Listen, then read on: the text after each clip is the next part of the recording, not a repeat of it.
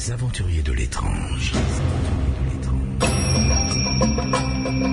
Louis Bénédy sur Sud Radio.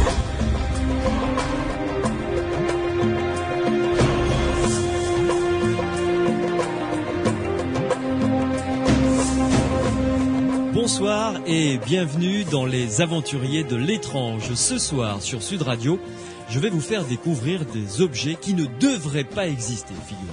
Oui, ce sont des découvertes archéologiques qui posent des questions absolument incroyables. Une carte maritime, par exemple, qui est en décalage total avec son temps. Une carte qui révèle des informations que personne n'était censé connaître. Une carte qui date de 1513, qui est connue sous le nom de la carte de Péry-Raïs. Bien d'autres objets tout aussi étonnants seront au sommaire de cette deuxième heure. Je recevrai donc pour nous en parler Marc Angy, qui a créé un site regroupant ce qu'il appelle les découvertes impossibles.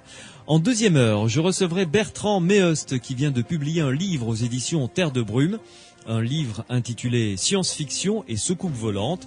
Ce livre propose un postulat intéressant pour l'étude des ovnis, des phénomènes ovnis. Quelle influence la littérature de science-fiction a-t-elle sur notre perception des ovnis ? Ça semble un peu question marronnier comme ça, mais c'est une question extrêmement intéressante. Vous découvrirez que le raisonnement de Bertrand Meust nous emmène loin, très loin, enfin plutôt je devrais dire plus proche de la bonne façon d'enquêter sur les phénomènes ovnis. Mais avant de retrouver mon premier invité, j'ai le plaisir de vous inviter à une conférence que je présenterai. Je ne serai pas tout seul, vous allez voir, ce sera le jeudi 29 novembre dans l'auditorium de la clinique Saint-Jean de Languedoc à Toulouse, et une conférence sur les expériences de mort imminente, sur les NDE, avec à mes côtés le docteur Jean-Jacques Charbonnier, médecin réanimateur, auteur de nombreux ouvrages sur ce sujet et qui a été mon invité dans Les Aventuriers de l'étrange à plusieurs reprises. J'aurai également à mes côtés Jean Morzel, qui a vécu une expérience de mort imminente extrêmement impressionnante et très intéressante. Jean Morzel qui est l'auteur d'un livre tout à fait intéressant qui sera également avec moi. Ce sera donc le jeudi 29 novembre à partir de 20h30 pour réserver un numéro de téléphone 05 61 52 78 39 05 61 52 78 39, ou encore vous pouvez vous rendre sur le site sudradio.fr à la page des aventuriers de l'étrange, et là vous aurez toutes les infos. Les aventuriers de l'étrange. Louis Bénédy sur Sud Radio. Marc Angy, bonsoir. Bonsoir. Vous êtes le webmaster, le créateur du site internet LDI5, 5 comme le chiffre, LDI5.com, qui recense toute une série de découvertes impossibles, tout à fait intéressantes, ces découvertes passionnantes et qui posent des questions extrêmement pertinentes, autant les unes que les autres, des questions vraiment qui peuvent toucher au plus profond de l'humanité. On va le découvrir tout au long de cette interview, de cette conversation qui va durer à peu près une heure. Pour commencer, Marc Angy, qu'est-ce qui vous a donné envie de créer ce site et de mettre à disposition du plus grand nombre toutes ces informations ? Est-ce parce que vous n'aviez pas trouvé ailleurs ce que vous aviez envie de lire ? Oui, alors c'est plus complexe que ça. En fait, ça remonte à longtemps. Donc j'ai, comme beaucoup de gens, lu dans ma jeunesse les ouvrages de Robert Farroux, Guy Tarade, von Däniken. Donc passionné par tous ces sujets, particulièrement par l'ufologie. En fait, j'ai eu la rare chance d'être survolé par une soucoupe volante au début du cours de pilote d'aéronaval. Ah bon ? Et donc j'ai fait comme font malheureusement la plupart des pilotes, c'est-à-dire qu'ils ne reportent pas leur observation officiellement par peur du ridicule, par crainte sur la carrière. Comme j'étais au début du cours de pilote, je préférais m'abstenir de ce genre de déclaration à cause du ridicule qui entoure tout cela. Mm-hmm. Et la question que je me suis posée par la suite, c'est est-ce que les scientifiques refusent les ovnis simplement à cause de l'hypothèse extraterrestre que tout le monde met en avant, évidemment, ou est-ce que c'est quelque chose de commun dans tous les domaines de la science ? Et donc, je me suis rendu compte assez vite que c'est quelque chose qu'on retrouve dans tous les domaines de la science. C'est-à-dire que la science est devenue assez dogmatique et elle rejette en fait tout ce qui remet en cause nos connaissances établies. Et donc l'idée du site en lui-même, c'est venu à l'occasion d'un repas au festival Sciences Frontières avec le docteur René Péoc, qui a fait une thèse très intéressante sur les capacités de psychokinèse des poussins. Oui, Il y avait extraordinaire également expérience. Pierre Macias, Oui. Bernard Meust, et puis d'autres personnes, j'espère qu'ils ne m'en voudront pas si je ne cite pas leur nom. Et donc l'idée est venue de faire un site qui recenserait un maximum de ces anomalies que la science jusqu'ici rejette. Oui. Voilà. Alors, vous avez classé ces anomalies, comme vous dites, mais qui posent question à la science, clairement, sous différentes rubriques, paléontologie, mathématiques, sciences de vie, astronomie, archéologie, bien entendu. D'ailleurs, la partie archéologique va nous intéresser grandement dans le courant de cette émission. Comment avez-vous fait pour collecter toutes ces informations ? Alors, ça vient de différentes sources, hein, ça vient de différents ouvrages que j'ai mis dans ma bibliographie, Oui. sur Internet également. Je pense que Internet est en fait la nouvelle révolution scientifique. En fait, la science a explosé suite à l'invention de l'imprimerie. C'est-à-dire que plus il y avait de livres publiés, moins la censure de l'Église pouvait s'exercer. Oui. Et c'est comme ça que les ouvrages comme ceux de Copernic, etc., ont pu sortir la science et nos connaissances de l'ornière Dogmatique. de l'Église. Ouais. Et je pense qu'Internet, c'est maintenant la nouvelle révolution. C'est-à-dire qu'en fait, maintenant, tout le monde peut avoir accès à ce type de connaissances qui existaient, qui étaient là, mais gardées, mis sous le boisseau. Donc c'est pour ça que je pense que c'est intéressant de diffuser ce genre d'informations. Et donc on retrouve tout ça dans beaucoup d'ouvrages, et particulièrement en ce qui concerne les objets fossiles dans la paléontologie. Il faut rendre hommage à des chercheurs comme Crémeau et Thomson qui ont fait un travail absolument gigantesque, qui ont recensé la plupart de ces objets. Alors évidemment, je n'ai pas recopié mot à mot tout l'ouvrage de Crémeau-Thomson. Il y a beaucoup trop d'artefacts et ce serait du pillage. J'en ai mis juste quelques-uns, c'est quelques exemples que je place simplement sur mon site pour montrer l'intérêt d'étudier et surtout de remettre en cause toutes nos connaissances établies. On y reviendra d'ailleurs sur cet aspect paléontologique de votre site, avec les questions qu'il suscite d'ailleurs, puisque si des investigations scientifiques avaient été poussées plus avant pour corroborer certaines découvertes, eh bien ça impliquerait un changement de nos racines historiques en profondeur, si je puis me permettre de dire ça, parce que là c'est de la profondeur évaluée en millions d'années quand même. Oui. Donc on y reviendra tout à l'heure. On va commencer par la définition de découvertes impossibles. Qu'est-ce que vous entendez par là? Parce que je trouve que le titre est bien trouvé. C'est simplement que les scientifiques disent que c'est impossible. Donc c'est impossible, ça n'existe pas. Et c'est impossible parce que ça ne correspond pas aux connaissances établies. Ce qui est une aberration, puisque la science, justement, ce qui fait la grandeur de la science, la beauté de la science, c'est qu'elle a été jusqu'ici toujours capable de remettre en cause ses propres dogmes pour faire avancer nos connaissances. Et ça semble de moins en moins être le cas, malheureusement. Ouais. Alors, je vais paraphraser un des scientifiques que vous citez d'ailleurs pour le premier dossier le deuxième dossier qu'on abordera ensemble concernant les crânes de cristal, où un des scientifiques, après étude d'un de ces crânes, avait conclu cet objet ne devrait même pas exister. Ben oui. En fait, ça résume bien, quoi. Oui, tout à fait. Alors, on va commencer par la section archéologie, puisque votre site, donc je le rappelle, se décline en différentes sections. La section archéologie de votre site est absolument intéressante et passionnante. On va commencer par des cartes qui m'intéressent depuis fort longtemps, les cartes de Piri Reis. D'abord, décrire deux mots, qui était ce fameux Piri Reis et à quelle époque a-t-il vécu? Alors, il a vécu au XVIe siècle, fin XVe et début du XVIe siècle. 1400-1500, donc, oui. Un amiral turc. En fait, il a été amiral à la fin de sa vie. C'était en fait au départ un corsaire. Ouais. Qui dans le métier était principalement en Méditerranée, au profit donc de l'Empire turc.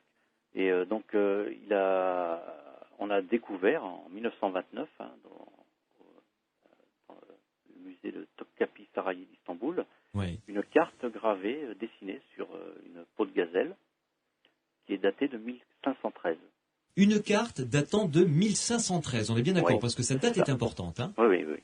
Alors, sur cette carte, en fait, on voit dessiner les côtes de l'Espagne, de l'Afrique occidentale et les côtes d'Amérique.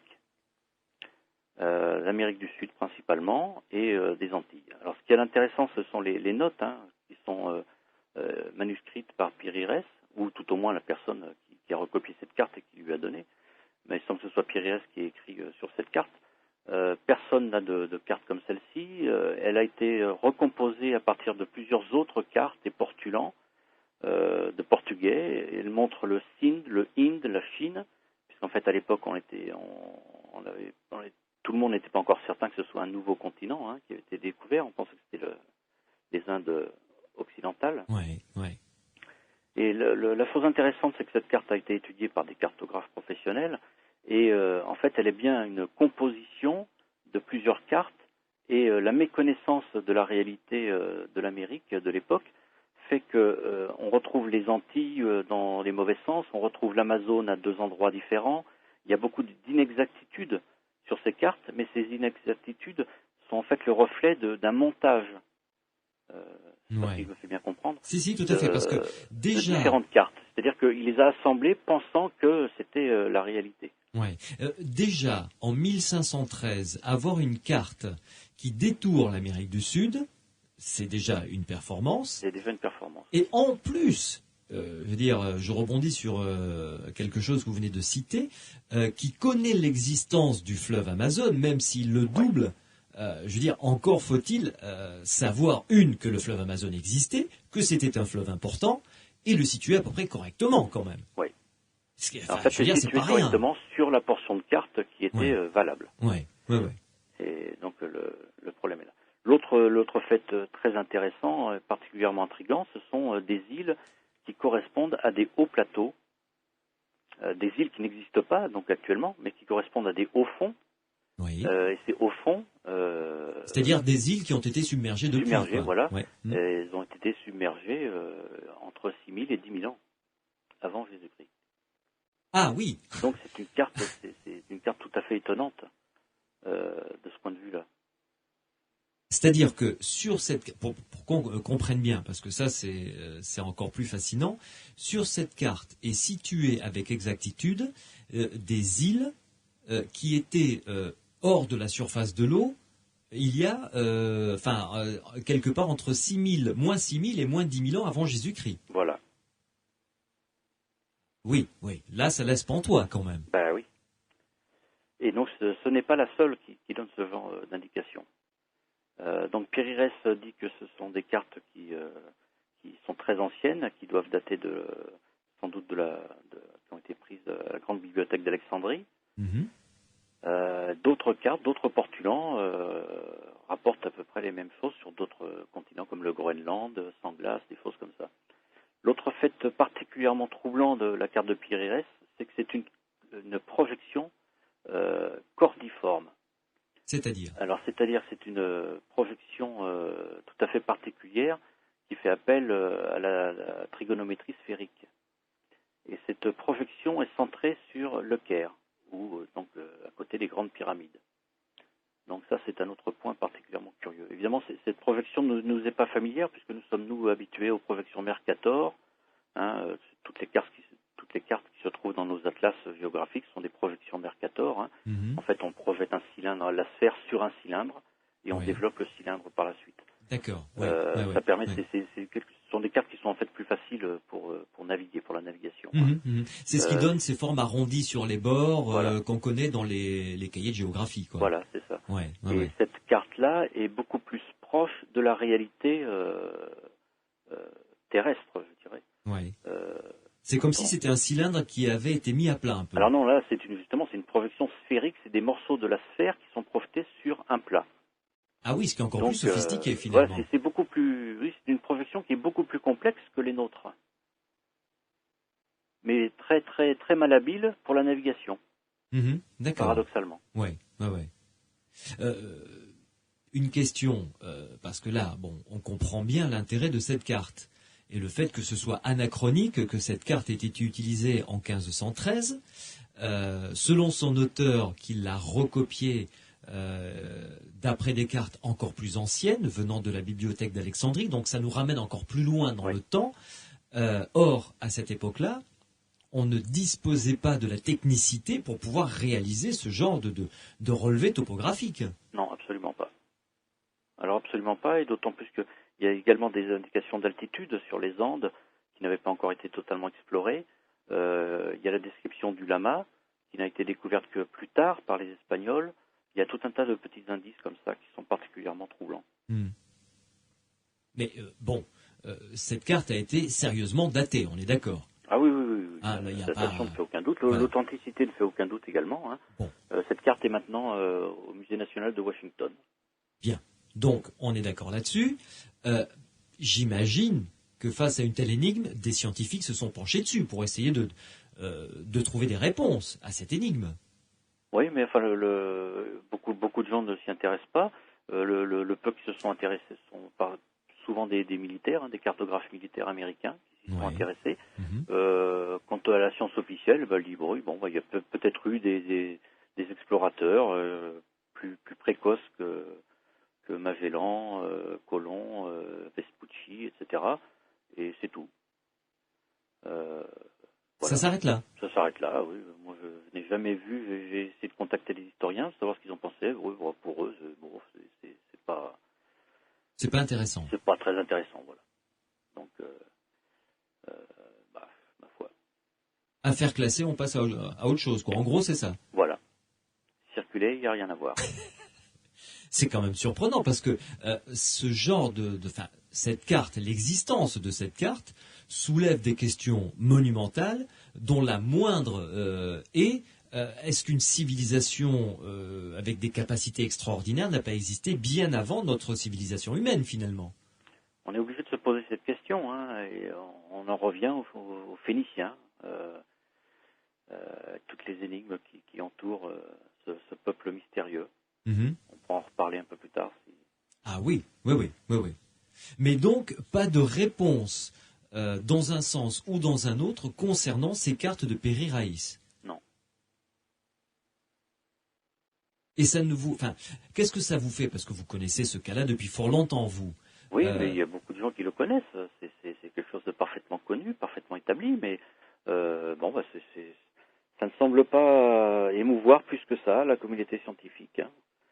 Vous savez, il y a beaucoup de choses aussi à dire, je n'ai pas encore mis ça sur mon site, mais sur la découverte de l'Amérique, hein, sur le fait que Christophe Colomb n'est pas parti à l'aventure, comme certains voudraient nous le faire croire. Il savait où il allait, il avait une carte qui lui indiquait certaines choses, et c'est marqué dans son journal de bord. Et c'est la même chose, ça n'émeut personne. Alors j'avais parlé de ça avec un professeur d'histoire, il m'avait dit... peut-être, effectivement, l'Amérique était découverte avant Christophe Colomb, mais en fait, ça n'a aucune importance, puisque ce qui est important pour nous, c'est qu'à partir de la découverte de Christophe Colomb, le continent a été reconnu, exploré, etc. Donc, seule sa découverte nous intéresse, celle de ceux qui ont pu la découvrir auparavant, ça ne nous intéresse pas, puisque ça n'a pas eu d'impact sur notre société. Ouais. Alors qu'on parle de civilisations vikings, voire africaines, voire d'autres civilisations méditerranéennes, comme les Phéniciens que vous citiez tout à l'heure, ou égyptiennes qui auraient déjà pu mettre le pied sur le continent américain. Oui, tout à fait. Ouais. Marc Angy, une première pause dans Les Aventuriers de l'étrange sur Sud Radio. On se retrouve dans quelques instants pour parler d'un cas extraordinaire qui me passionne, j'avoue, autant que les cartes de Peri-Raïs. Il s'agit de ces fameux crânes de cristal qui existent, qui ont été étudiés par des scientifiques et qui n'ont livré aucune réponse quant à leur utilité, quant à leur fabrication. Et alors, ce sont de véritables énigmes pour la science. À tout de suite. À tout de suite. Les Aventuriers de l'étrange, Louis Bénédy sur Sud Radio.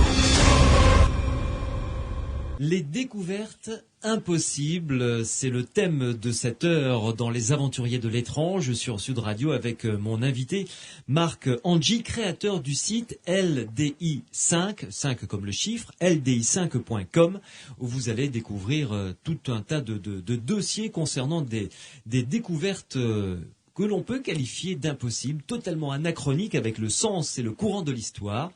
Nous avons parlé des cartes de Piri Reis, ce corsaire turc qui ont été découvertes, les cartes en 1513. Et nous allons maintenant aborder avec mon invité, Marc Angy, un deuxième dossier tout aussi passionnant, celui des crânes de cristal. Alors ces deux dossiers sont dans la section, puisque le site est découpé en plusieurs sections, archéologie, mathématiques, paléontologie, sciences, sciences de la vie, également astronomie, etc., etc. Donc dans la section archéologie, comme un musée finalement, un musée virtuel, nous allons découvrir maintenant, Marc Angy, les crânes de cristal. Alors, pour commencer, de quoi s'agit-il exactement ? Alors en fait, il s'agit particulièrement d'un crâne de cristal que je trouve particulièrement intéressant, celui dit de Mitchell Edge, qui a le volume en fait d'un petit crâne humain, un peu plus petit qu'un véritable crâne humain, qui a été reconstitué en fait par des anatomistes et qui est le crâne d'une jeune femme. Ouais. Et ce crâne est donc en cristal, très pur, très très transparent. Il a des particularités absolument exceptionnelles, c'est-à-dire qu'on ne voit aucune trace d'usinage. La mâchoire est mobile sur le haut du crâne, ouais. Et l'ensemble a été fait dans un même bloc. La mâchoire et le crâne, hein ? Voilà, la mâchoire et le crâne dans un même bloc de quartz, de cristal de quartz très spécifique, qui est piézoélectrique, c'est-à-dire que en exerçant une pression dessus, ça génère un léger courant électrique. Ouais. Et il a des particularités optiques tout à fait étonnantes. C'est-à-dire qu'il y a à l'intérieur donc du crâne un système optique très complexe. C'est-à-dire que si vous éclairez le dessous du crâne, les rayons lumineux vont ressortir par les orbites. Joli. Alors ça doit être du plus bel effet. Là, j'avoue que oui, effectivement. Ouais. Alors ce crâne est très contesté évidemment parce que c'est un objet vraiment impossible. C'est-à-dire que les techniciens de Hewlett-Packard qui l'avaient étudié dans les années 70, comme vous le disiez tout à l'heure, on dit cet objet ne devrait pas exister. Ce sacré truc ne devrait pas exister parce qu'on ne sait pas, on est incapable de refaire la même chose. Attendez, il n'y a pas de traces de coups de burin, d'usinage, de ponçage, aucune trace d'usinage, donc c'est une énigme totale. Contrairement à d'autres crânes qui ont été retrouvés ou là qui sont beaucoup moins intéressants, celui-ci est absolument exceptionnel, mais il est très controversé à sa découverte. Et en fait, Mitchell, le découvreur, l'explorateur anglais, Mitchell Edge, qui l'a découvert, avait déclaré qu'il ne pouvait pas révéler comment il avait été trouvé. Alors ça, c'est un gros problème. Donc les sceptiques, entre guillemets, se servent de cela pour dire que c'est un faux qui date de la fin du 19e, début du 20e. Le problème, c'est que même à l'heure actuelle, personne n'est capable de refaire la même chose. Il y a des spécialistes allemands qui ont fait une tentative, ils n'ont jamais réussi à faire un crâne et une mâchoire dans le même bloc. Et de toute façon, on voit les traces d'usinage sur leur modèle. Donc c'est un objet vraiment incroyable. Mais est-ce qu'on a pu le dater au moins ? Ah non, la datation est impossible, puisque on ne peut pas dater un bloc de cristal. Il n'y a aucune méthode actuellement scientifique qui permette de faire une datation. Même si on avait une datation, on aurait une datation possible de son origine, je dirais terrestre, quand ce cristal a été formé à l'intérieur de la Terre. Mais on n'aurait pas d'idée quant à son ouvrage. Ouais. Mais est-ce qu'il y a eu des estimations pour savoir combien de temps il aurait fallu pour le faire, les outils Alors en fait, comme on n'a aucune trace d'usinage visible, même au microscope, seule une fabrication manuelle, c'est-à-dire par abrasion très lente au sable et à l'eau, Les techniciens donc, de Hewlett-Packard ont estimé que ça aurait requis 300 années de labeur continu. Ah, ben voilà. Oui. Voilà. Oui, voilà, 3 siècles. Voilà. Ah, il en faut des générations de sculpteurs pour y arriver. Oui, et puis il faut qu'ils soient tous extrêmement performants. En plus. Là, ce crâne semble avoir été moulé, fondu, on ne sait pas. C'est une énigme, hein. C'est vraiment une énigme. Là. Mm-hmm.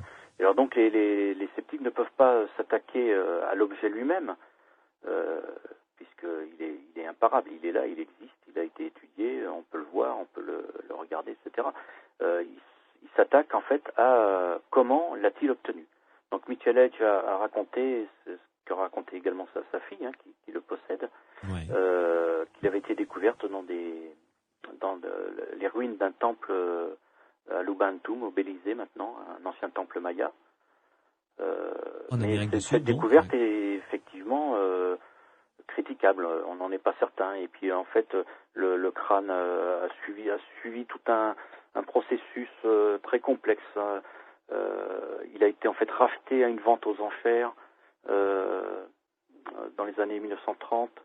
En fait, donc sa fille a expliqué que c'était en fait, ça permettait au père de rembourser un prêt d'un ami, etc., etc.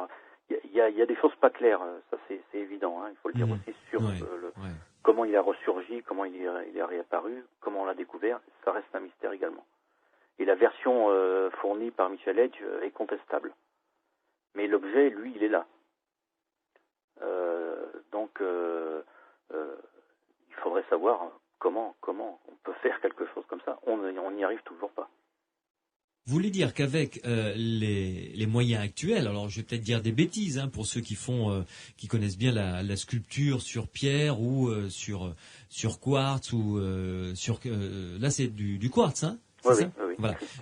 Sur du cristal de quartz, au laser, etc. Enfin, ça se fond, on ne sait pas. Non. À ma connaissance, jamais personne n'a réussi à reproduire quelque chose de similaire. Ouais. Avec les propriétés optiques intérieures également. En plus. Parce que l'aspect extérieur, lui, a été reproduit, mais pas avec les qualités optiques intérieures. Ouais. C'est-à-dire ce rayon que l'on fait rentrer par la base du crâne, c'est-à-dire là où rentre la colonne vertébrale en quelque sorte, par la base du crâne. Voilà, le modula oblongata. Ouais. Ça ressort, enfin le rayon est divisé par deux et ressort par chaque orbite. Voilà.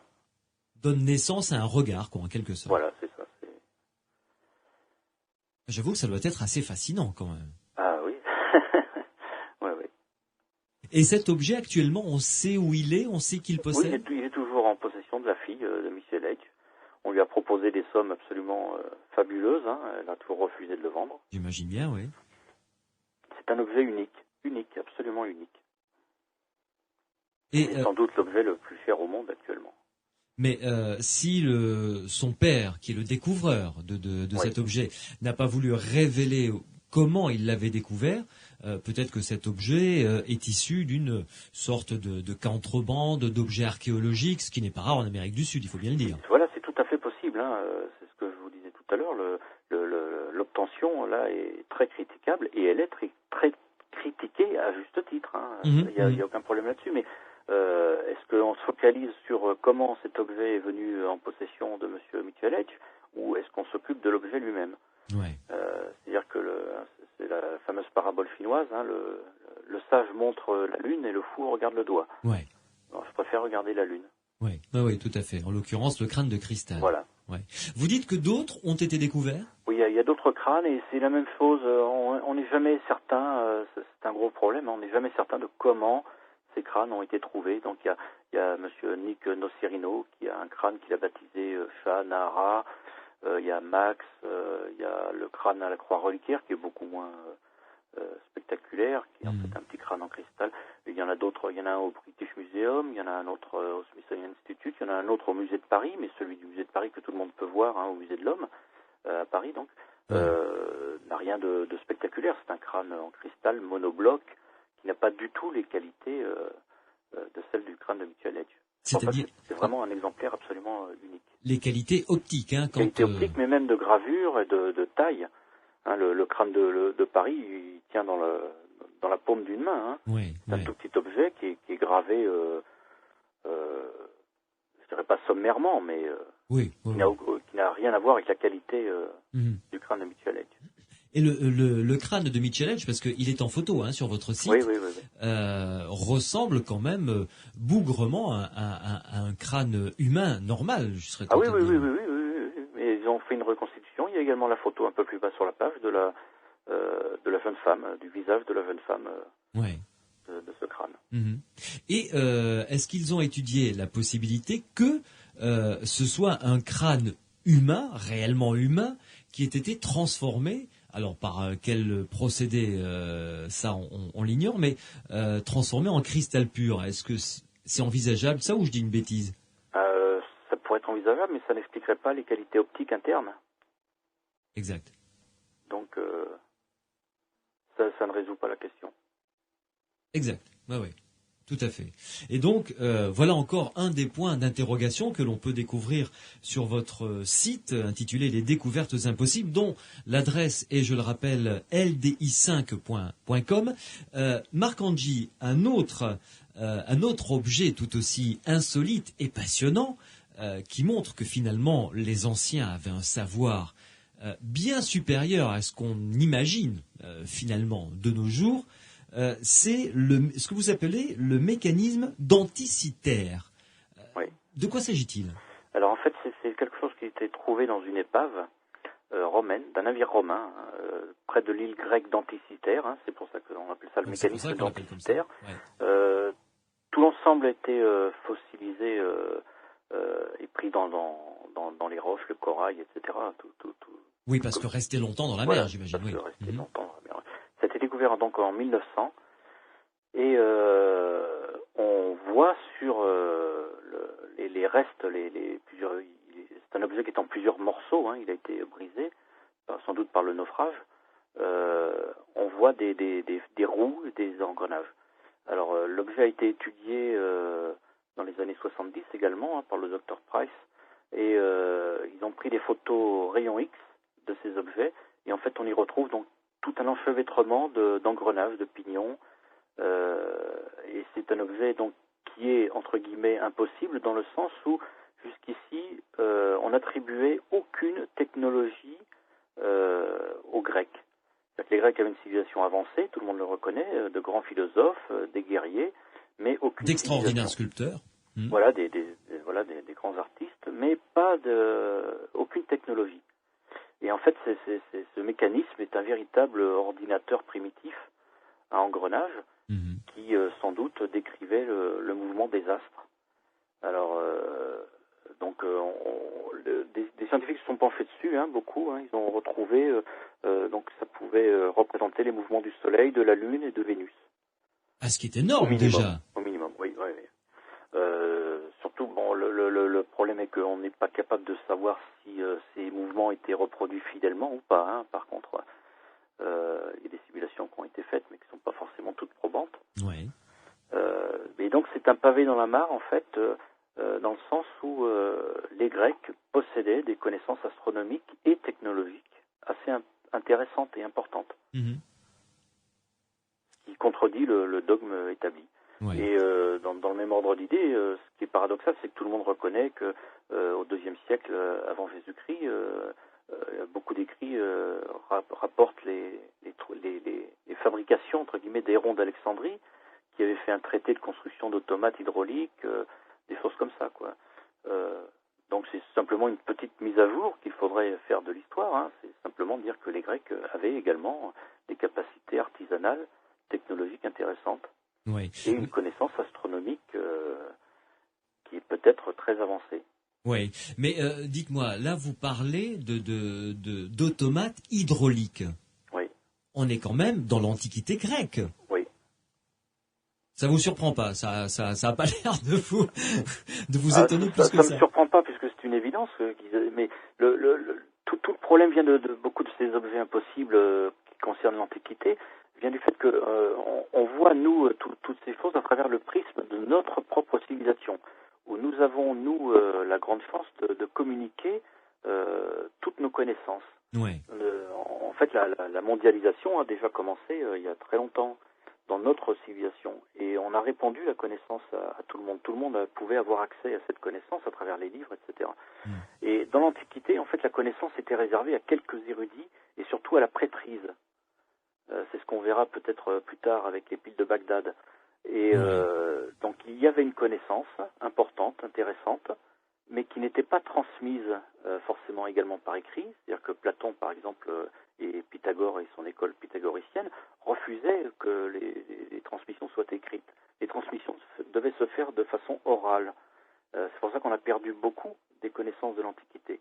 Et cette tradition devait se faire de façon orale pour développer, selon Pythagore, une certaine forme d'intelligence développée par la mémorisation de tous les enseignements. Alors ça a ses avantages si effectivement ça développe une certaine forme d'intelligence chez les adeptes, mais l'inconvénient c'est que ça occasionne également une perte sur le long terme de toutes ces connaissances. Ouais. Et oui, puisqu'on ne laisse plus aucune trace écrite finalement. Voilà. Et donc il suffit que quelqu'un meure de façon prématurée ou ait un défaut de mémorisation, etc. et la connaissance transmise est inutilisable. Ouais. Donc, ce qui tente à prouver que nos anciens, et quand je dis nos anciens, là on remonte à l'Antiquité, voire même peut-être avant, avaient découvert bien avant nous des choses que nous nous sommes contentés de redécouvrir finalement. Oui, tout à fait, oui. Oui. L'histoire est un éternel recommencement, semble-t-il. Oui, surtout pour les êtres humains et leur manière de gérer le monde. Ça, voilà. Ça, en revanche, on est sûr que ça bouge pas d'un iota. Ça, on est d'accord. Voilà, oui, l'homme reste l'homme. Oui, il y a un prédateur pour l'homme. Voilà. Ça, en revanche, on en est sûr. Oui. Il n'y a pas besoin de découverte historique fondamentale pour le comprendre. Malheureusement. Non, oui, ça je suis d'accord avec vous. Marc, Angie, une pause à nouveau et on se retrouve toujours pour découvrir ces découvertes impossibles justement à travers le site internet que vous avez créé.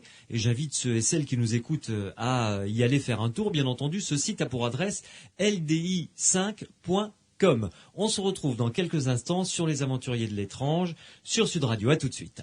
À tout de suite. Les aventuriers de l'étrange. Louis Bénédy sur Sud Radio.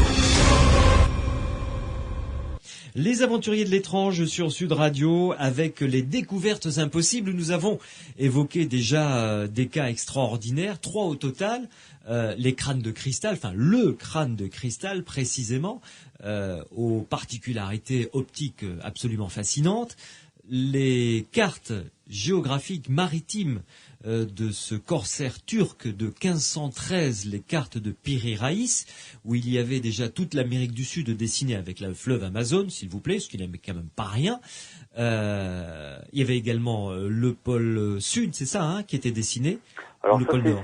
c'est plus sujet à controverse. Hein, Oui.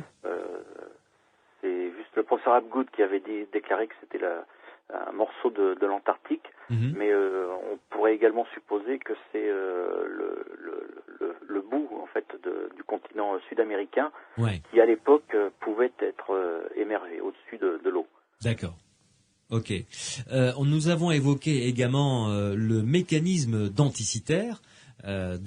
Qui tente à démontrer que les Grecs n'étaient pas seulement brillants en philosophie ou en politique et en armes, ils étaient également brillants en technologie, puisque vous avez même cité la possibilité d'existence d'automates hydrauliques. Ça, en revanche, on en a quelques traces à travers des écrits que l'on a retrouvés. Voilà, ça, oui. Bien. Alors, il y a une partie dans la section archéologique, toujours dans laquelle on reste pour le moment, une partie concernant les différents objets volants, notamment un objet d'origine égyptienne tout à fait surprenant. Oui. On parlera des autres objets volants qui ne le sont pas moins, d'origine sud-américaine notamment, avec des sculptures qui laissent un peu pantois. Mais parlons d'abord de cet objet, de cette maquette en fait. Alors donc en fait il y en a plusieurs, on en a retrouvé plusieurs. Ces objets ont été trouvés dans des tombes à Saqqara en Égypte, donc en 1898. Donc bien avant la découverte, puisque donc Clément Ader a fait voler son avion à cette époque, c'était confidentiel, et l'histoire officielle de l'aviation ne commence qu'en 1903 avec les frères Wright. Et donc cet objet a été catalogué comme oiseau, puisque le nez ressemble à un oiseau. La particularité de cet objet, c'est que donc il a les ailes hautes comme un oiseau, effectivement, mais la dérive est verticale et non pas horizontale comme celle des oiseaux. La dérive est verticale comme celle des avions. Ouais. L'autre particularité, c'est qu'il semble que donc ces dérives avaient une petite encoche pour y placer ce qu'on appelle un plan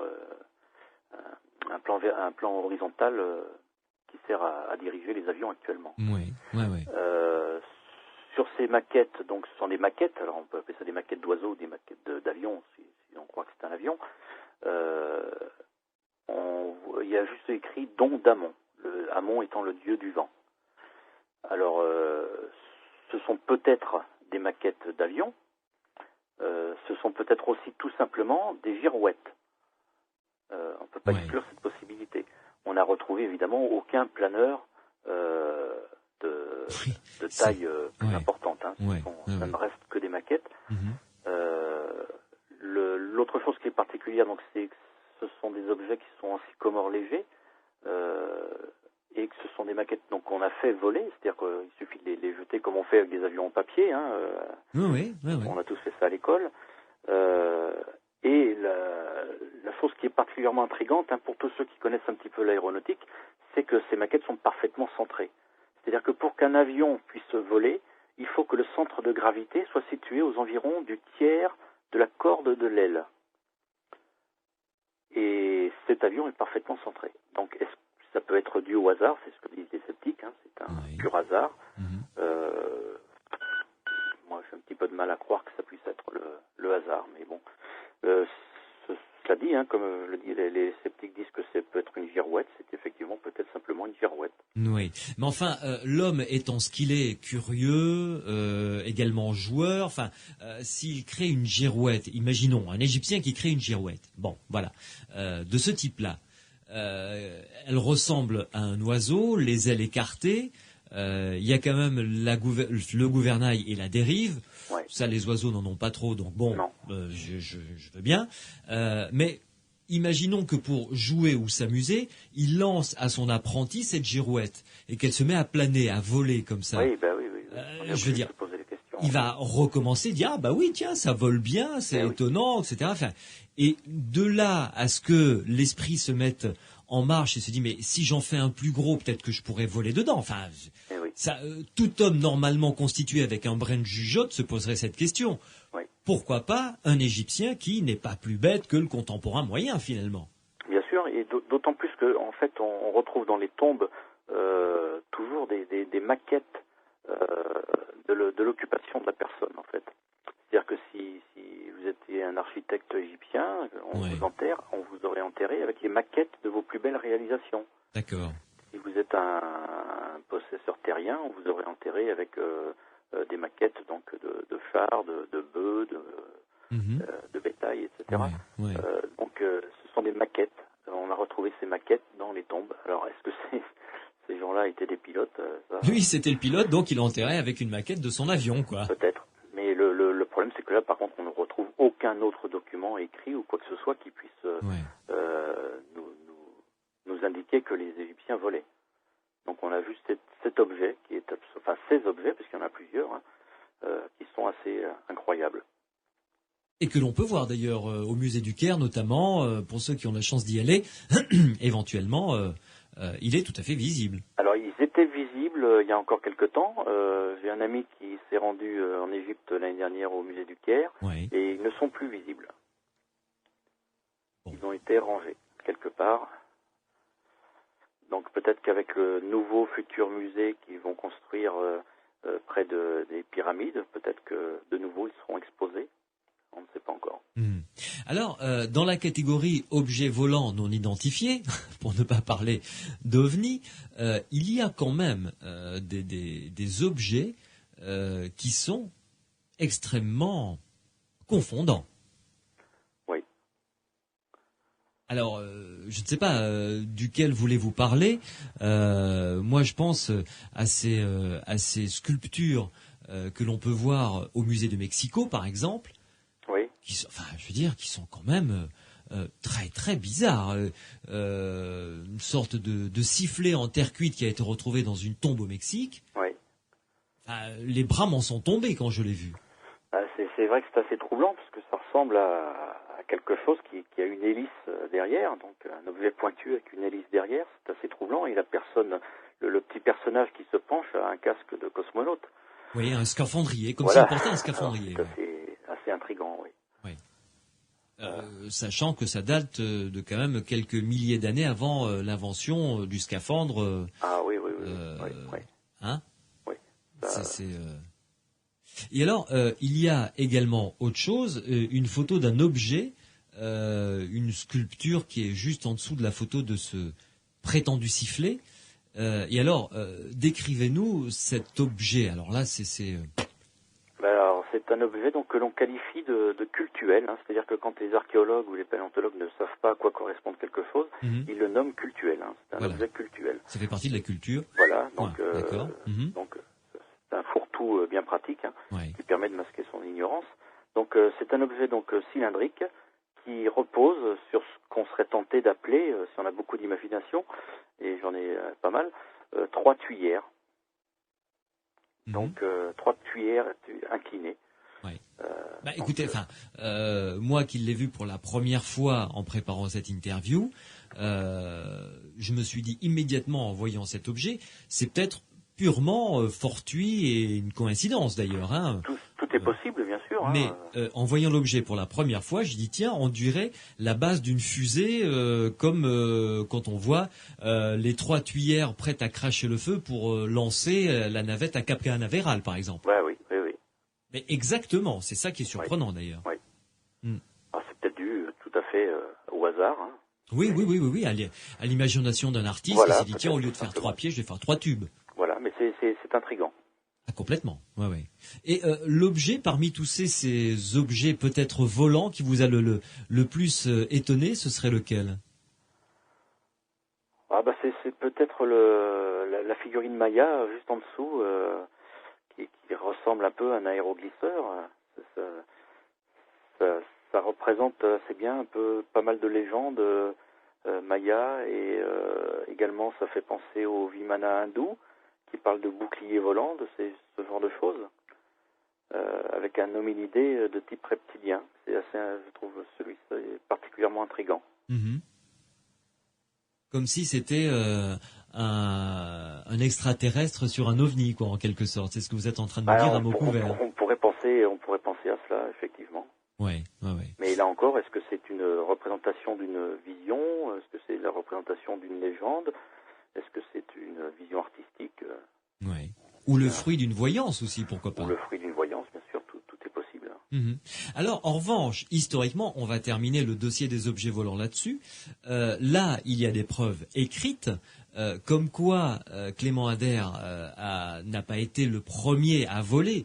Oui. Bien que, ici, dans le sud de la France, et à Toulouse en particulier, on est assez chauvin de ce côté-là, en 1708, il y a eu une tentative d'aéronef couronnée de succès, quand même. Oui. Alors, c'est l'avion de Gusmao, hein, et enfin, on parle d'avion, en fait, c'était certainement un ballon, en fait, un ballon à air chaud. Il a ramené ça, sans doute, de Bolivie.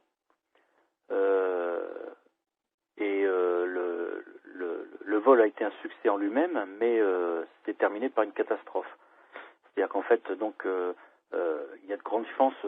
Alors, je fais un lien, peut-être que je vais passer du coq à l'âne, entre guillemets, un lien directement avec la Nazca, les pistes de la Nazca. Oui, ces fameuses pistes qui représentent donc, des ces animaux. grandes lignes qu'on trouve au Pérou.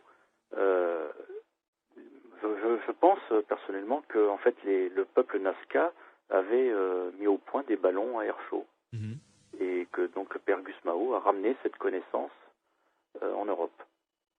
Alors il a fait une tentative qui a fonctionné et après qui s'est soldée par un accident, mais une seconde tentative a été couronnée de succès. Elle. Oui. Et en fait, c'est l'Inquisition qui a jugé l'invention satanique. Et tout a été interdit, et tous les documents relatifs à à cela, la plupart des documents relatifs à son invention sont à la bibliothèque du Vatican. Ouais. Mais ont peut-être été détruites depuis par l'Inquisition. Hein. Ça, on peut pas en être certain. Mais c'est un cas qui est bien documenté, hein, historiquement. Donc j'ai mis une petite représentation d'une gravure de l'époque. Hein. Oui. Mais c'était certainement donc un ballon à air chaud, tout simplement, et une nacelle en bois léger. Et donc, il n'avait pas de bonbonne à gaz comme nous avons actuellement. Hein. Et donc la sécurité était rudimentaire. Oui, parce qu'ils étaient obligés de faire du feu voilà, dans la nacelle. Du bois dans la nacelle, dans une nacelle en bois. Bon, là, oui, ça crame vite. On imagine bien que les accidents devaient être fréquents. Hein. Oui, tout à fait. Ouais. Mais enfin, il avait réussi à voler. Voilà. En 1708. Voilà, oui, c'est ça, 1708. Oui. Ah oui, 1708, et ça se déroulait à Lisbonne. À Lisbonne. Pour être précis. Ouais, voilà. Ouais. Nous allons faire une pause à nouveau, et puis nous allons découvrir ensuite quelque chose qui est peut-être la chose la plus connue du grand public, encore que, parmi ces découvertes impossibles, on va parler des piles de Bagdad. Les piles sont des objets usuels maintenant, auxquels on ne fait même plus attention, mais imaginez qu'une espèce de cataclysme rase toute notre civilisation, et que l'humanité recommence à l'ère préhistorique, et que dans des milliers d'années, un archéologue tombe sur une des piles en se disant « mais comment ça se fait que avant la préhistoire, il y avait des piles? C'est pas possible !» C'est un peu la réflexion qu'a dû se faire l'archéologue qui a découvert les piles de Bagdad. Ne bougez pas, on se retrouve dans Les Aventuriers de l'étrange sur Sud Radio dans quelques instants. Les Aventuriers de l'étrange, Louis Bénédy sur Sud Radio. Les Aventuriers de l'étrange sur Sud Radio avec ce soir les découvertes impossibles en compagnie du site de Marc Angy qui est entièrement consacré à ces découvertes impossibles. Ce site a pour adresse LDI5 comme le chiffre LDI5.com. Marc Angy, les piles de Bagdad sont un dossier franchement très très intéressant. On a quand même bien avancé sur la compréhension des piles de Bagdad. Oui, maintenant, il n'y a pas de mystère dessus. Hein. Donc, elles ont été découvertes en 1938 par un archéologue autrichien, le docteur Wilhelm Koenig. Évidemment, ces objets ont été qualifiés d'objets cultuels. Hein. Oui. Et ils étaient donc jusqu'à malheureusement, la guerre du Golfe, la guerre de l'Irak plutôt, au musée de Bagdad. Elles ont maintenant totalement disparu, hein, malheureusement. Ah bon? Le musée a été pillé, toutes les piles ont disparu. Donc, c'est un objet qui n'est pas remis en cause. Hein. Oui. De ce côté-là, elles ont été bien étudiées. Tout le monde sait qu'elles existent, qu'elles sont une réalité, elles sont incontestables, mais elles doivent appartenir maintenant. On ne pourra plus. Ouais, elles doivent appartenir maintenant à des collections privées. Des collections privées américaines, certainement. Oui. Vraisemblablement. Enfin, de quelqu'un qui a de l'argent, en tout cas. Voilà. Oui. Et, donc, ce sont des petits vases en terre cuite de 15 cm, hein, à peu près 7 cm de diamètre. Oui. Donc, qui étaient fermés par un bouchon de bitume et qui ont fait des piles électriques, hein, tout simplement. Hein. On les a découverts dans une ville qui appartenait aux Parthes, qui étaient des guerriers, eux, donc des pilleurs, hein, en fait. Hein. Elles sont datées au minimum donc de 250 entre 230 et 250 avant Jésus-Christ. Ah oui, quand même. Oui. Et la particularité, donc, ce dont on est sûr, hein, c'est que le cuivre donc à l'intérieur de la pile porte une patine bleue qui est tout à fait caractéristique de la galvanoplastie à l'argent. C'est-à-dire que donc ces piles ont servi à faire à argenter, si vous voulez, du vil métal. Et on a retrouvé dans un site sumérien, c'est plus intéressant peut-être encore, dans un site sumérien, des vases en cuivre plaqués argent et qui sont datés officiellement de 2500 ans avant Jésus-Christ.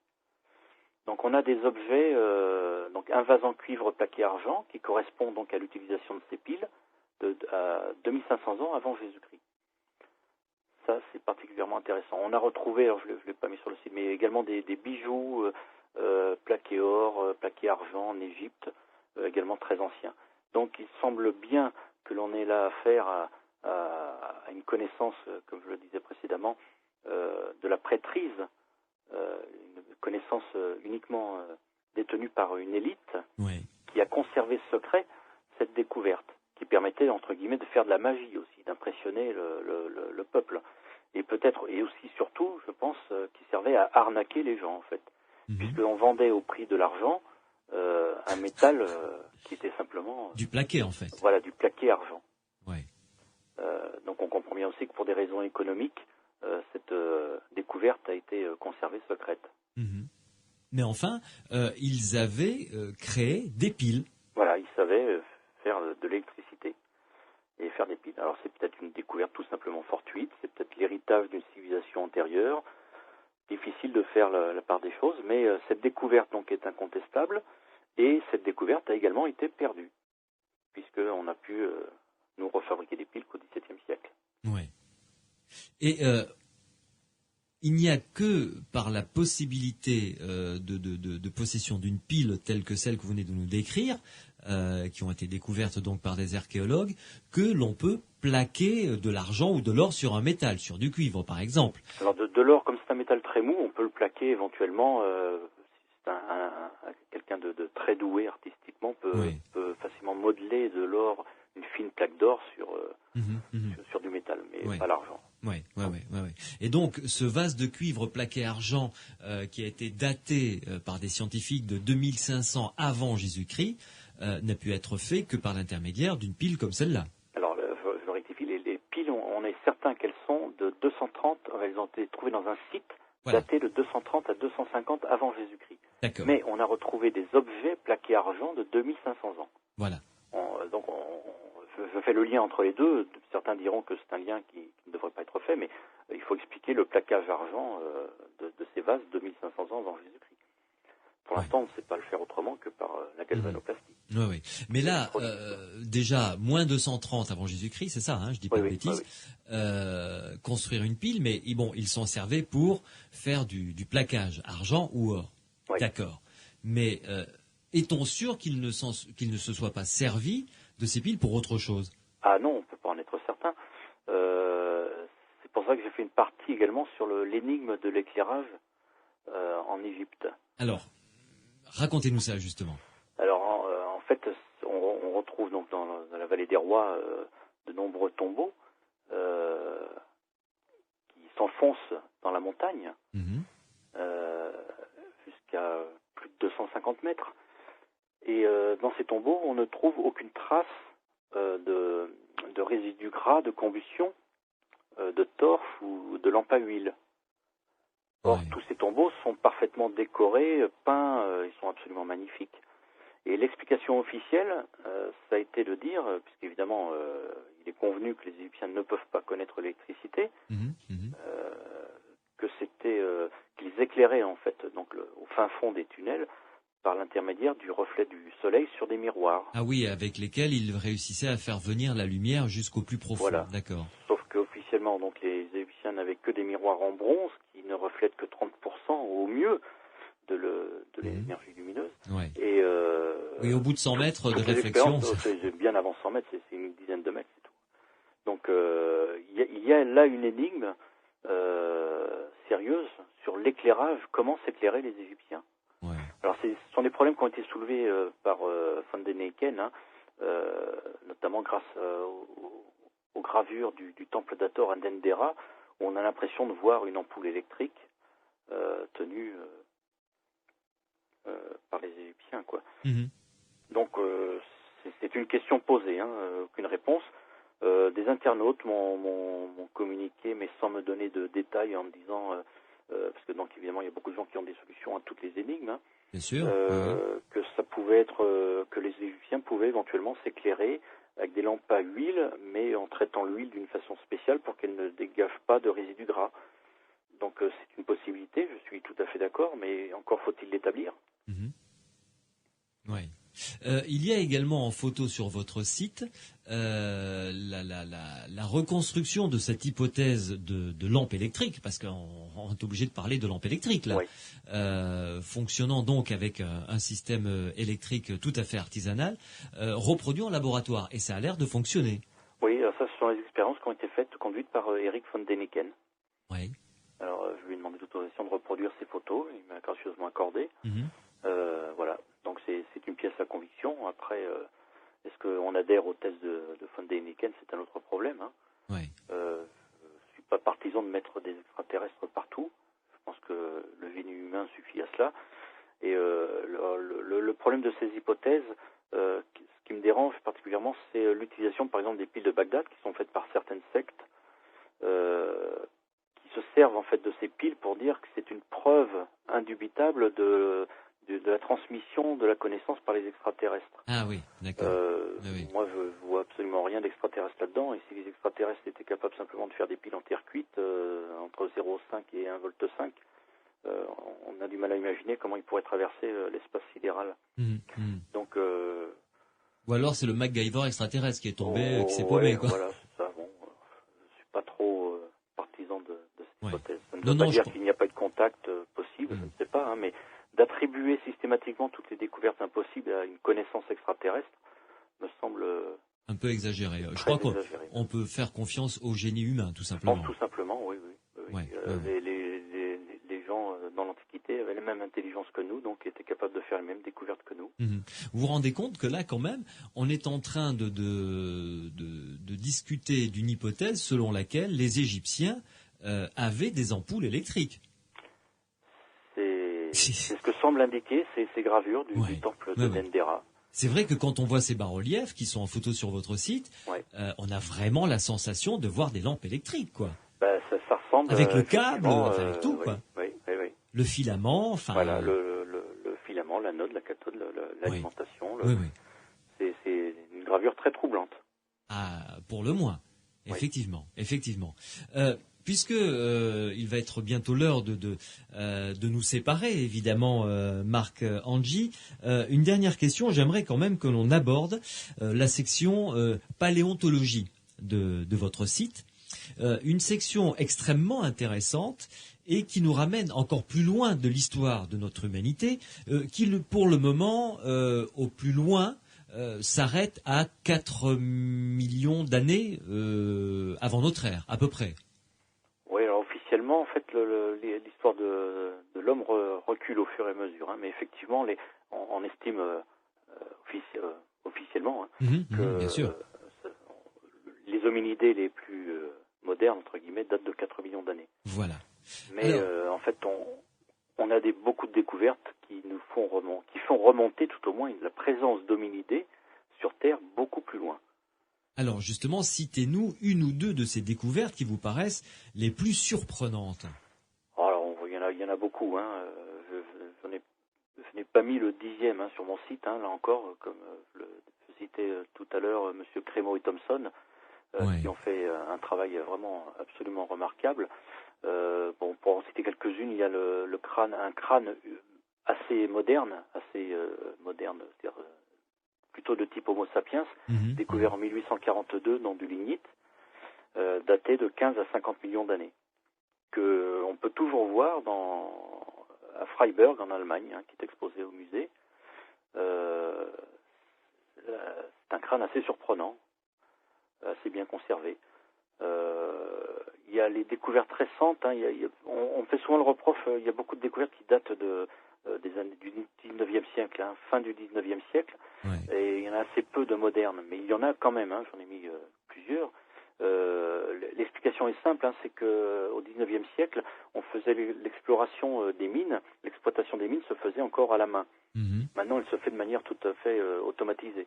Donc, on a certainement détruit de nombreux fossiles intéressants lors de l'exploitation de ces mines, ce qui n'était pas le cas parce que ça se faisait à la main à ces époques. Donc on récupérait pas mal de fossiles. Voilà, et beaucoup moins maintenant. Alors maintenant, il y a encore des découvertes, comme celle de 1980 de M. Ed Conrad, qui est tout à fait troublante. On retrouve donc un crâne d'un grand anthropoïde, plus gros qu'un crâne humain, qui est pris dans la roche.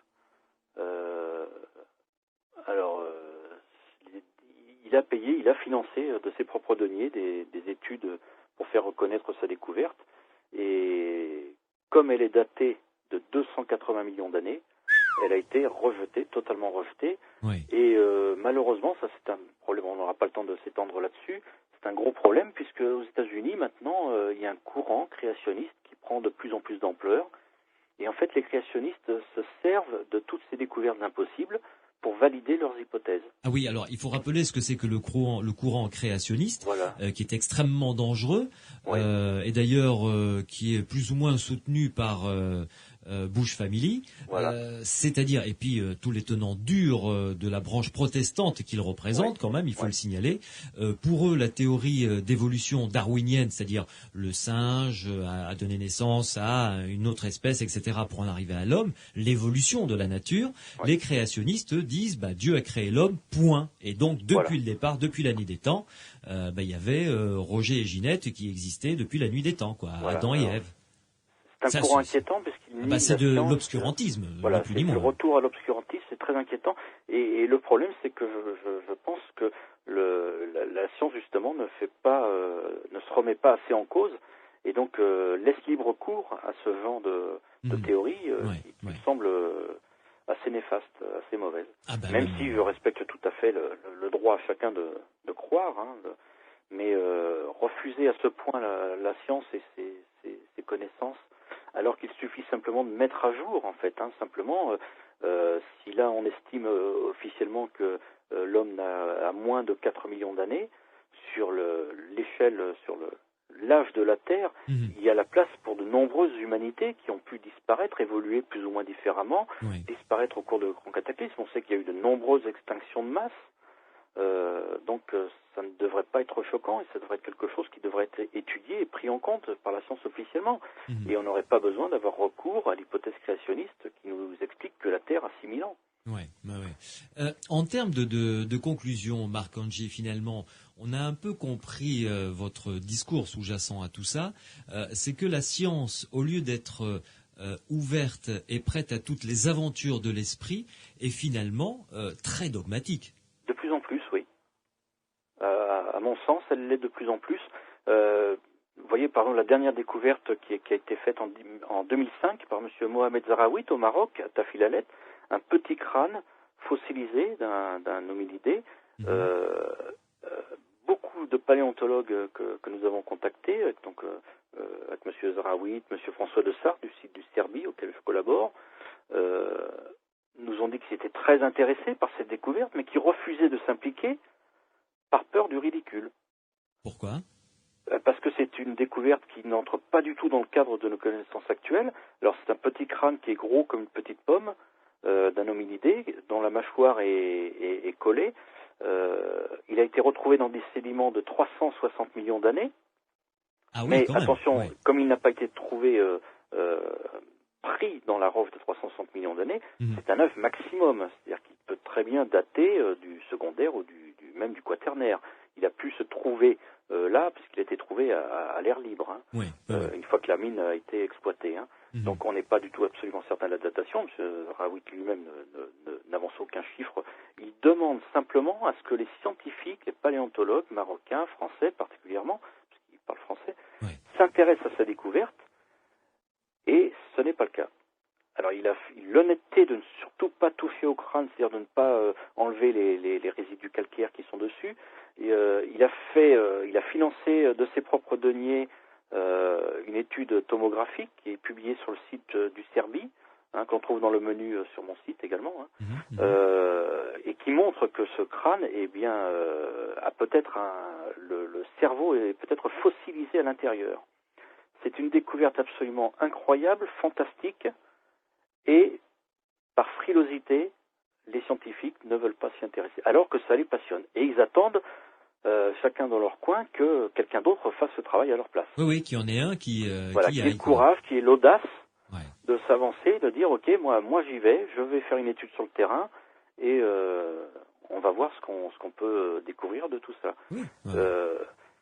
L'authenticité de ce crâne me paraît absolument indubitable.